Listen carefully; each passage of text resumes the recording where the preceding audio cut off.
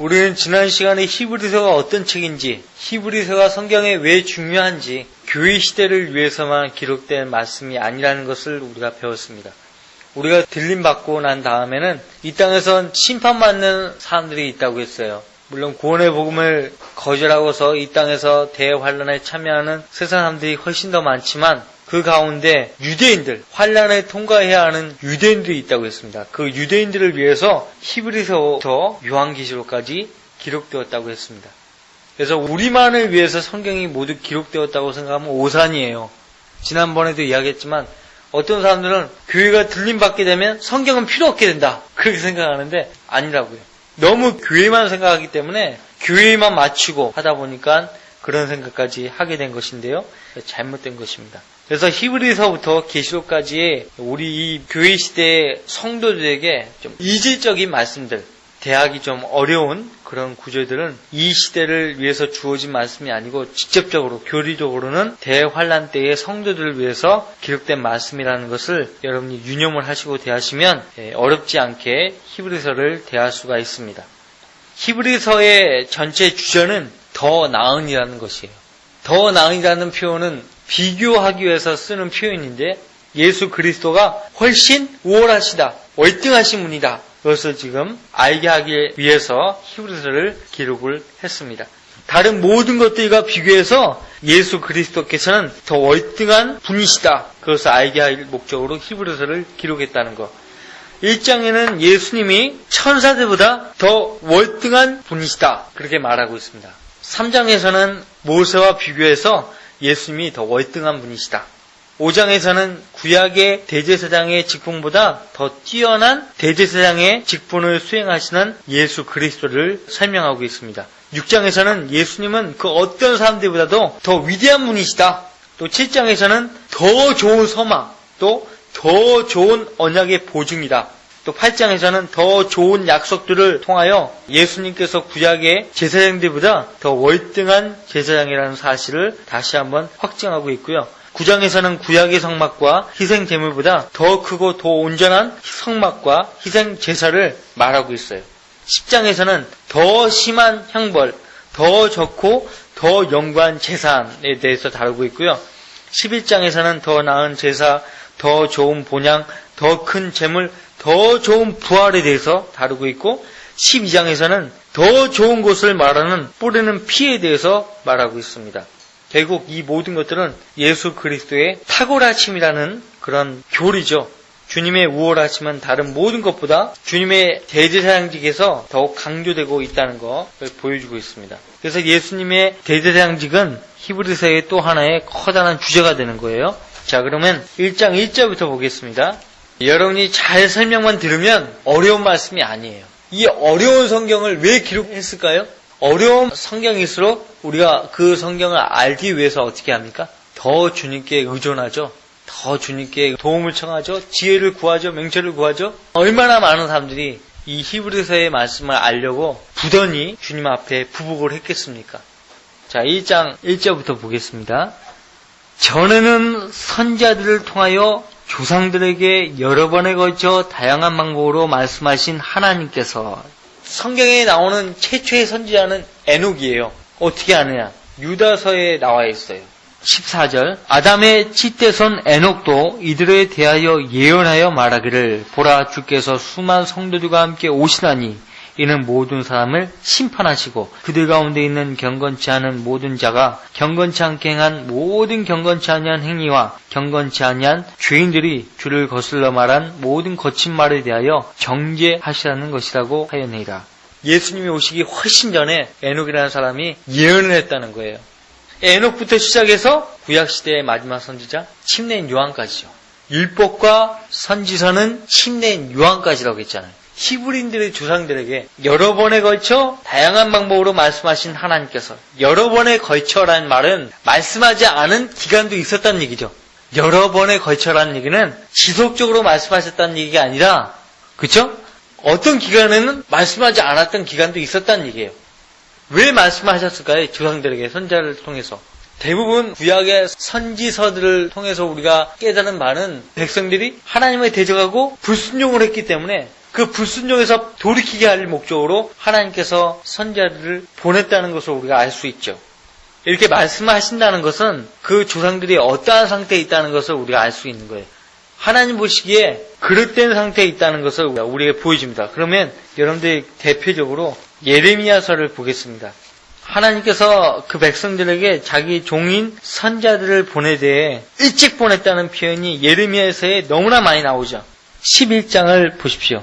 이 11장 7절, 8절 같이 읽습니다. 내가 이집트 땅에서 너희를 인도하여 낸 그날에서 오늘에 이르기까지 너희 조상들에게 간절히 경고하였고 일찍 일어나 경고하여 말하기를 내 음성에 복종하라 하였으나 그들은 복종치도 아니하였으며 그들의 귀도 기울이지 아니하고 각기 그들의 악한 마음의 상상대로 행했느니라. 그러므로 내가 그들에게 행하도록 명령하였으나 그들이 행치 아니한 이 언약의 모든 말씀들을 그들 위에 응하게 하겠노라.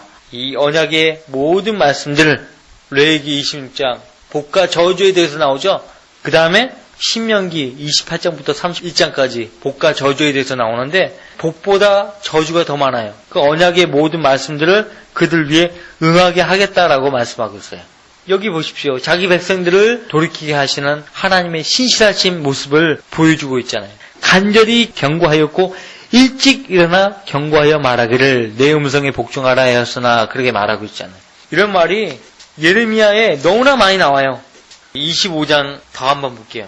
25장 3절 4절 유다의 아몬 왕의 아들 요시야 제13년부터 오늘까지 23년 동안 주의 말씀이 내게 임하여 내가 너희에게 구하였으니 일찍 일어나 구하여도 너희가 경청하지 아니하였도다. 주께서 그의 모든 종 선자들을 너희에게 보내시되 일찍 일어나 보내셨으나 너희가 경청하지도 아니하였고 들으려고 귀를 기울이지도 아니하였도다. 그렇게 말씀하고 있습니다. 이 히브리서 1장 1절부터 그 조상들이 하나님 보시기에 합당치 않은 그런 상태에 있다는 것, 믿지 않은 상태에 있었다는 것을 우리가 보여줍니다. 그렇게 여러 번에 걸쳐 다양한 방법으로 말씀하신 하나님께서, 정말 하나님께서 자기 백성들을 불순종에서 돌이키게 할 목적으로 다양한 방법을 쓰셨거든요.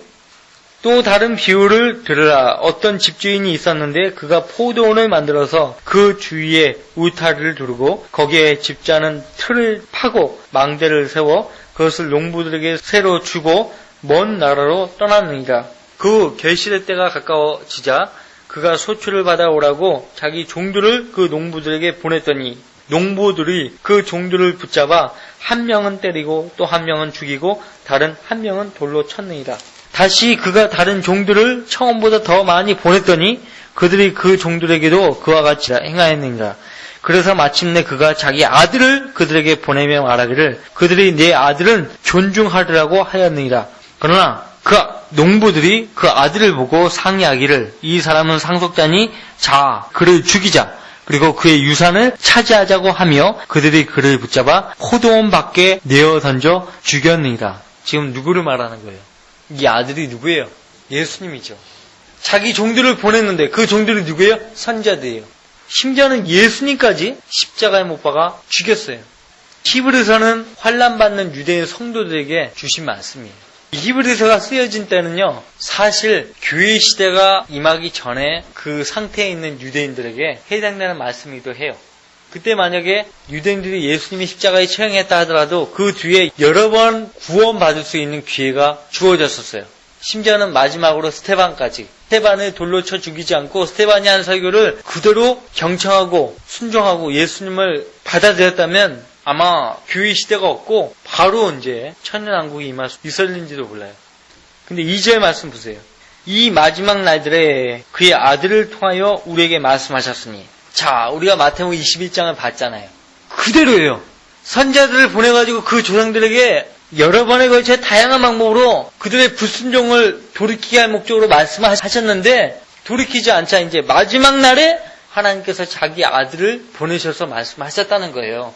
그 아들을 통하여 우리에게 말씀하셨으니 이 아들을 만물의 상속자로 세우시고 마태복음 21장 봤잖아요. 상속자다 이거예요. 죽이자. 예수님을 잡아 죽이면 온 세상을 상속받는 거예요? 상속 못 받았잖아요.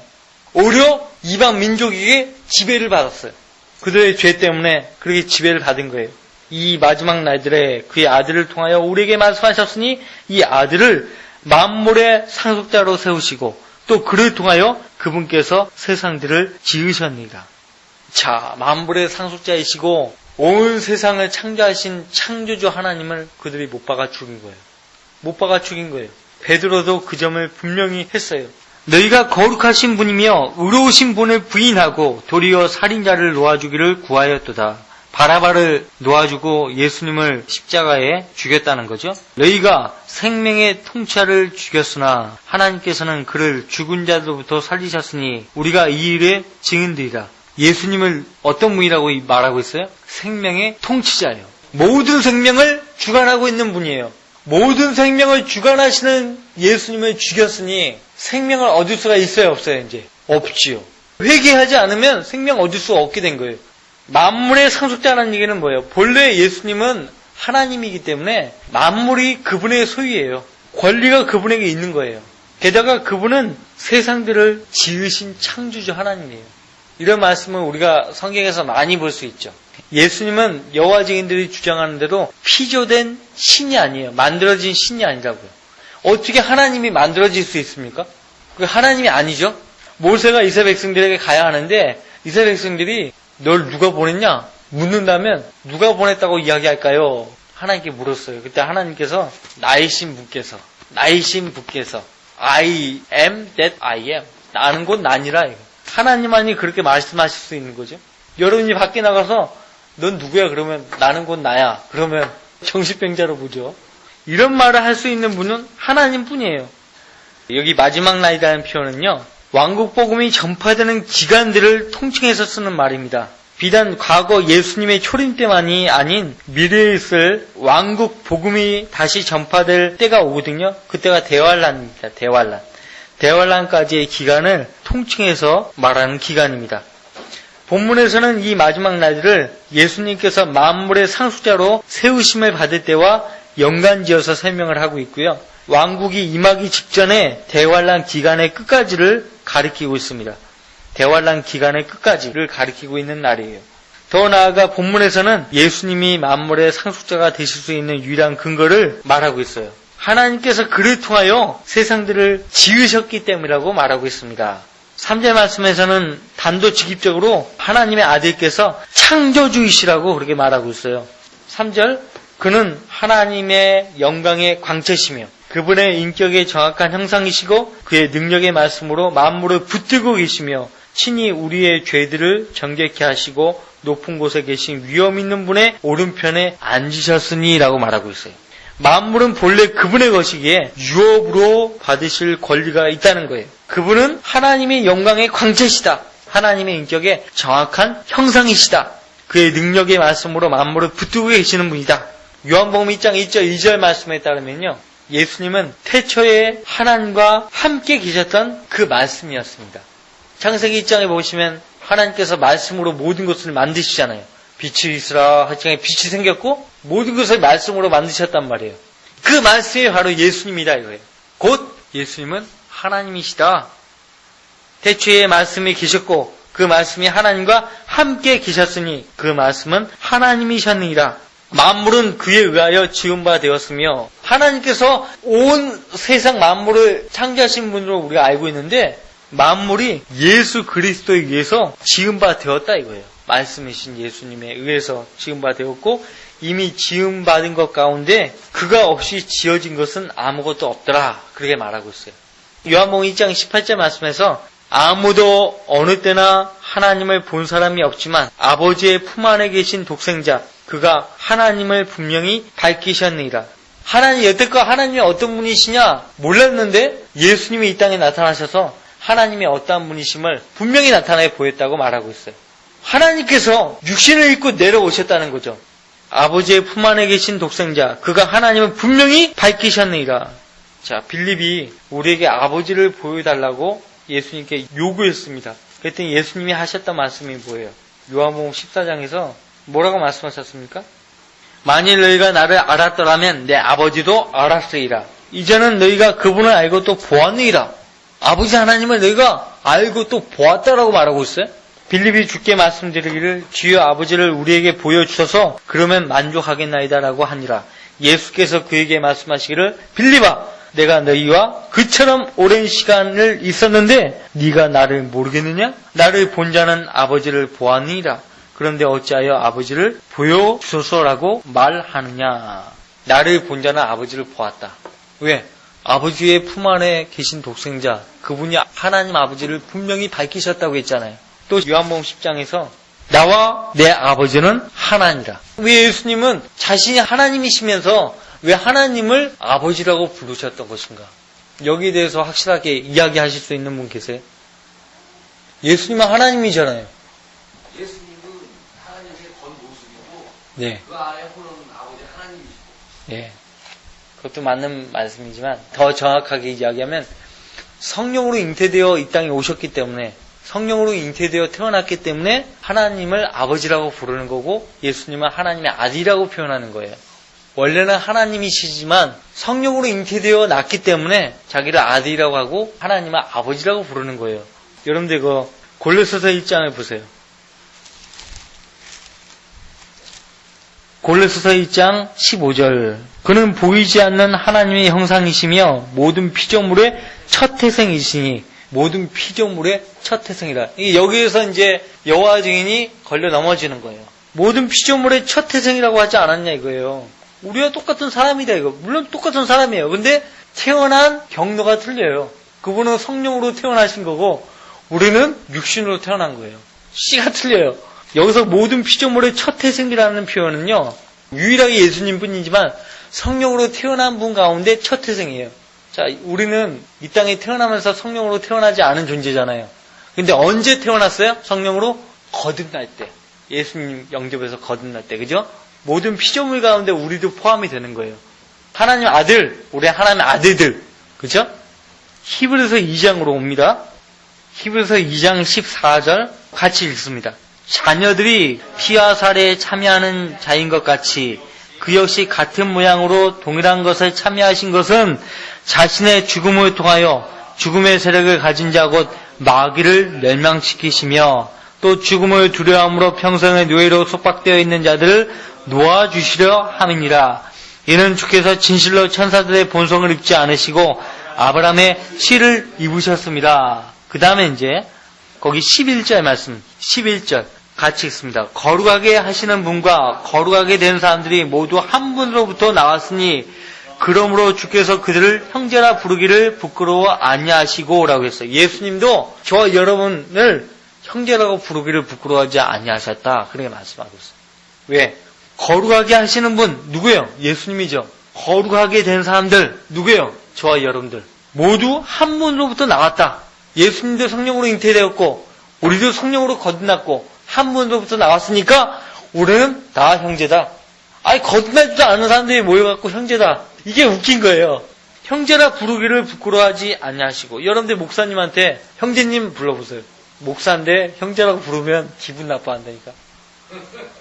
예수님은 형제라 부르기를 부끄러워하지 아니하시고라고 했어요.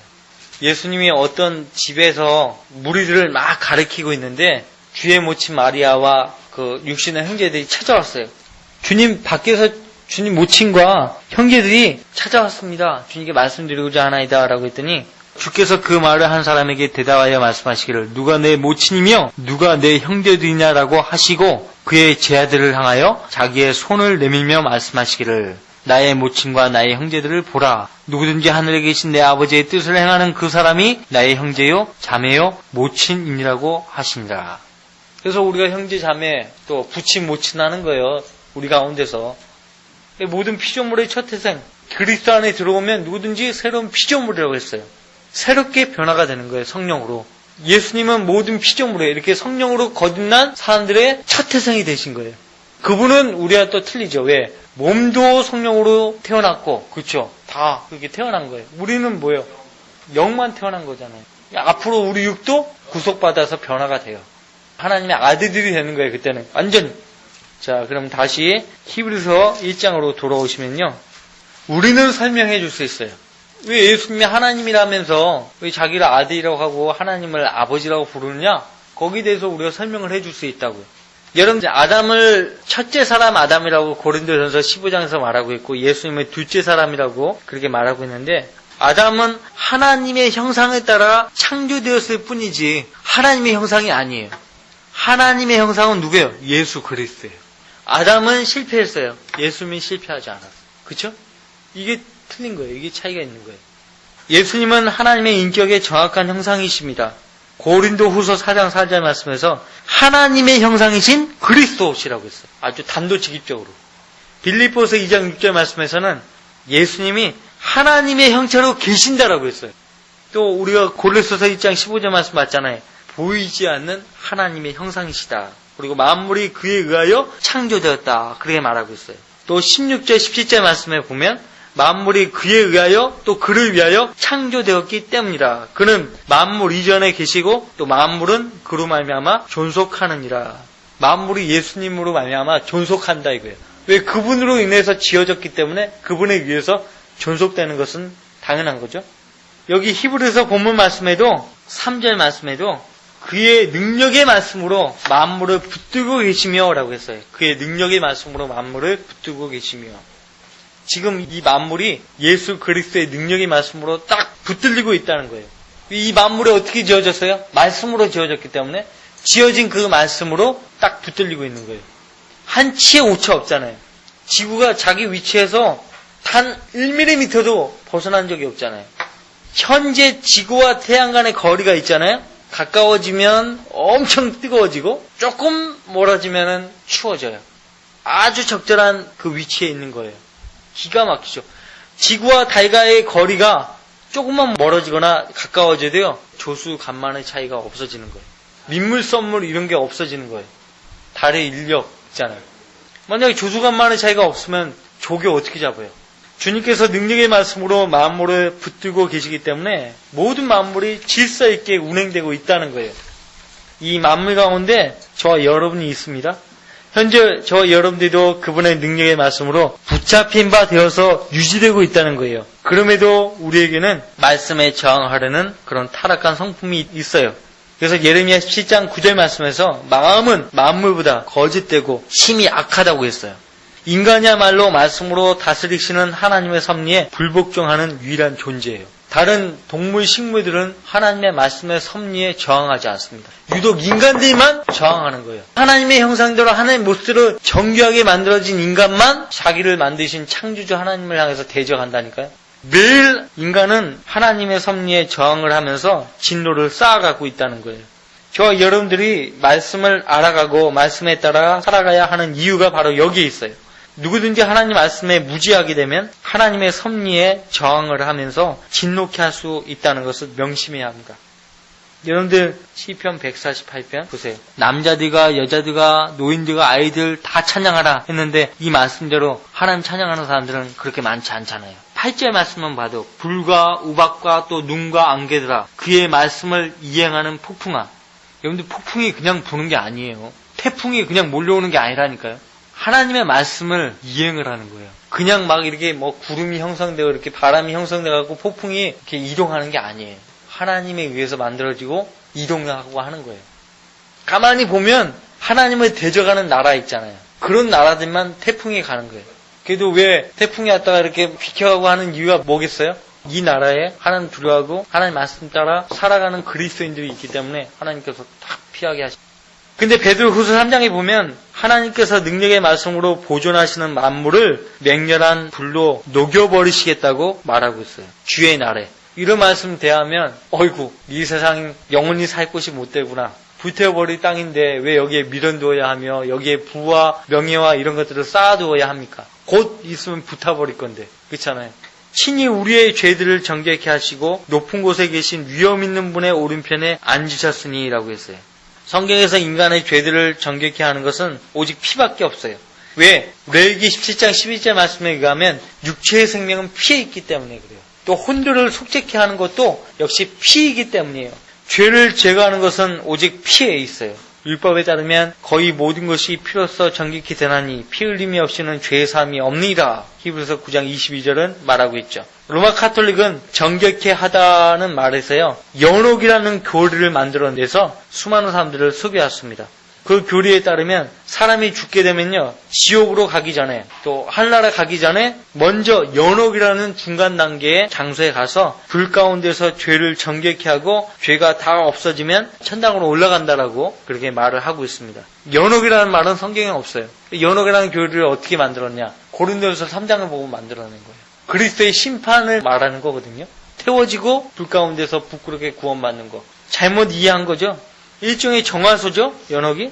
그래서 죽은 사람을 연옥에서 빨리 나오게 하려면 살아있는 가족들의 공로가 필요해요. 많은 기도와 헌금과 봉사만이 연옥에 가 있는 사람들을 구원해서 천당으로 인도할 수 있다고 그들은 주장하는 거예요. 그러나 그들의 초대 교황인 베드로는 무엇이라고 말을 했는가? 사도행전 8장 20절에서 하나님의 선물은 돈으로 살 수 없다고 했어요. 또 베드로전서 1장 18절 19절 말씀에서 너희 조상들로부터 전통으로 이어받은 너희의 허망한 행실에서 은이나 금 같은 썩어질 것들로 구속된 것이 아니라 흠도 없고 점도 없는 어린 양 같은 그리스도의 보배로운 피로 된 것이기 때문이니라. 그렇게 말했어요. 성경을 안 읽으니까 초대교회라고 하는 베드로가 뭘 얘기했는지도 모르고 있는 거예요. 사도 요한도 계시록 2장 5절에서 우리를 사랑하시어 자신의 피로 우리의 죄들에서 우리를 씻기셨다고 했어요. 자기 피로 우리의 죄들에서 씻기셨다고 했어요. 결론적으로 우리의 죄들을 정결케 하실 수 있는 분은 유일하게 우리 주 예수 그리스도 뿐이십니다. 하나님께서 그의 아들을 통해서 우리의 죄들을 정결케 하신 까닭은 하나님의 거룩한 성품 때문이죠. 하나님은 지극히 거룩하신 분이기 때문에 죄를 지나치실 수 없는 분입니다. 그분 앞에서는 죄는 반드시 제거되어야 하는 거예요. 하박국 2장 13절 말씀에서 주께서는 정결한 눈을 가지셨기에 악을 참아 보지 못하시며 죄악을 볼 수도 없나이다. 정결한 눈을 가지고 있기 때문에 악을 참아 보지 못하시며 죄악을 볼 수 없는 분이라고 말하고 있어요. 그렇기 때문에 하나님께서 우리와 관계를 맺으시려면 먼저 우리의 죄악을 제거하셔야만 했던 거예요. 하나님께서 죄를 간과하신다면 하나님은 스스로 거룩한 성품을 포기하셔야만 하는 것이죠. 본문에서는 주님께서 우리 죄들을 정결케 하신 후 높은 곳에 계신 위엄 있는 분의 오른편에 앉으셨다고 했어요. 이 말씀은 주님께서 우리의 죄 문제를 해결하지 않고는 하나님 오른편에 앉으실 수 없다는 사실을 말해줘요. 또한 이 말은 죄들을 정결케 하신 일이 과거에 이미 끝나버렸다는 사실을 말해줍니다. 주님은 우리의 구속사역을 단번에 끝내시고 완전히 끝내시고 하나님의 보좌 오른편에 앉으신 거예요. 이 얼마나 놀라운 일입니까?